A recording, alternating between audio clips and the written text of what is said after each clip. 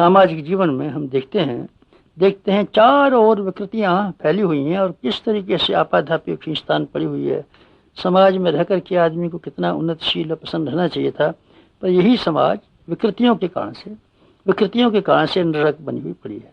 हम देखते हैं सामाजिक कुरीतियां किस तरीके से, सामाजिक विषमताएं किस तरीके से अपने मेंबरों को, सदस्यों को त्रास देती हुई चली जाती हैं। हम देखते हैं जात पात के नाम पर किस तरीके से आदमी एक दूसरे से अलग होते चले जाते हैं।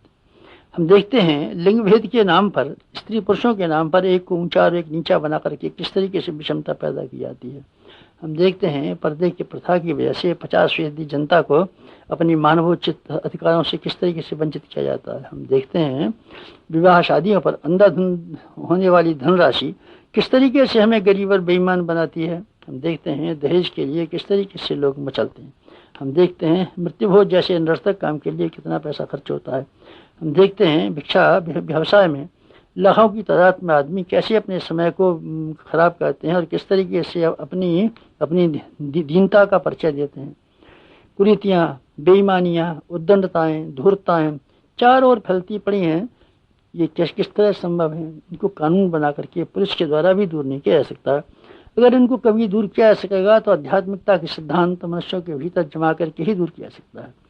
आदमी की धर्म धारणा अगर जीवंत किया सके, ईश्वर विश्वास अगर जीवंत किया जा सके, तो समाज में जो असंख्य प्रकार की विकृतियां जो संघर्ष पैदा करती हैं, द्वेष पैदा करती हैं, कलह पैदा करती हैं, मनोमालिन्य पैदा करती हैं, संघर्ष और विग्रह उत्पन्न करती हैं, इन सबसे छुड़ाया जा सकता है अगर आदमी अध्यात्मवादी दृष्टिकोण से लेके चलें और समाज में आध्यात्मिकता की मान्यताओं की स्थापना की जा सके। हम देखते हैं व्यक्तिगत जीवन में जितने भी पहलू हैं, पक्ष हैं, ये सब असंगत और विकृत होने के कारण से उसकी केवल आत्मिक दृष्टिकोण की कमी है, उसी से परिस्थितियां विकृत होती हैं। सामूहिक रूप से हम देखें, सामाजिक रूप से भी देखें तो बात यही जो कि तो घूम करके दिखाई पड़ती है। हम राष्ट्रीय और अंतर्राष्ट्रीय क्षेत्रों पर निगाह डाल के दिखाई पड़ते हैं तो युद्धों की विभीषिकाएं अपना मुंह बाई खड़ी। अगर हम युद्धों के द्वारा जीत करके, एक दूसरे को परास्त करके विजय प्राप्त करने की बात को दिमाग में से निकाल दें और इस बात को स्वीकार कर लें कि न्याय के आधार पर जो कुछ उचित होगा हम उसी को स्वीकार करेंगे, तब फिर निश्चित है युद्धों का समाप्ति हो जाएगी।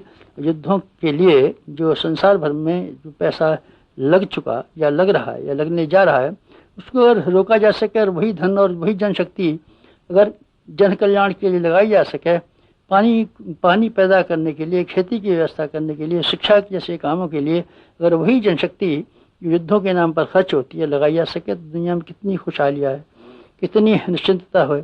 आदमी भय और आशंका से कैसे मुक्ति पाले अगर युद्धों के सिद्धांत को मन में से निकाल दिया जाए और न्याय के सिद्धांत को स्वीकार कर लिया जाए। तो हम देखते हैं किसी भी क्षेत्र में हम विचार करते हैं, एक ही बात मालूम पड़ती है कि मनुष्य की आध्यात्मिक अथवा भौतिक समस्याओं का समाधान और किसी तरह नहीं हो सकते। ईश्वर प्राप्ति के लिए बहुत सारे जप, अनुष्ठान, दान, पुण्य इत्यादि किए जाते हैं, लेकिन ये भूल जाता है कि हम अपने आप के दृष्टिकोण को ऊंचा कर लें और चरित्र को ऊंचा बना लें तो अपने मन के दर्पण में भगवान हमको दिखाई पड़ सकता है।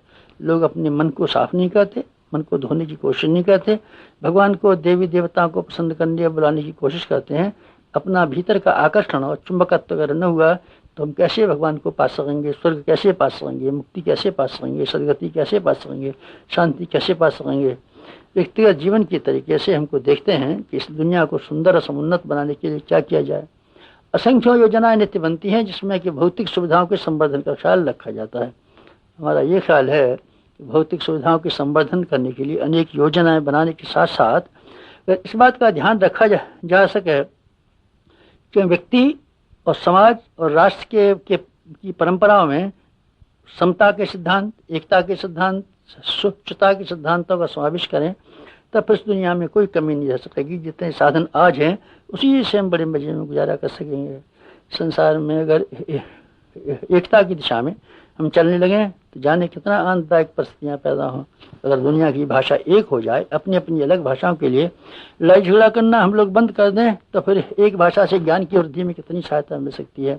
संस्कृति अगर हम सब की एक हो तो आदमी अलग अलग आपस में धन के नाम पर क्यों टक्कर मारें। अगर दुनिया में राष्ट्र एक हो और सारे के सारे प्रांत उसी के हिस्से मान लिए जाएं तो राष्ट्रों के बीच में कलह कैसा पैदा हो।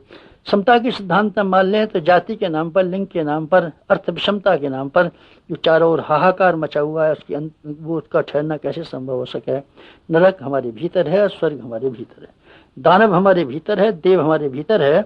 देव को हम जगाएं सद्भावनाओं के रूप में, आध्यात्मिक सिद्धांतों के रूप में, दानव को हम निरस्त करें भौतिक बाध्यता के रूप में, अनीति के रूप में, तो हम सुखी जीवन जी सकते हैं। दूसरों के लिए सुखी जीवन जीने का रास्ता खोल सकते हैं। संसार में शांति हम ला सकते हैं, स्वयं शांति से रह सकते हैं और सबको शांति का संदेश दे सकते हैं।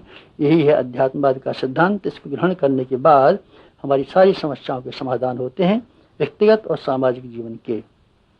अंधकार कितना ही हो पर सूरज कभी न हारा है।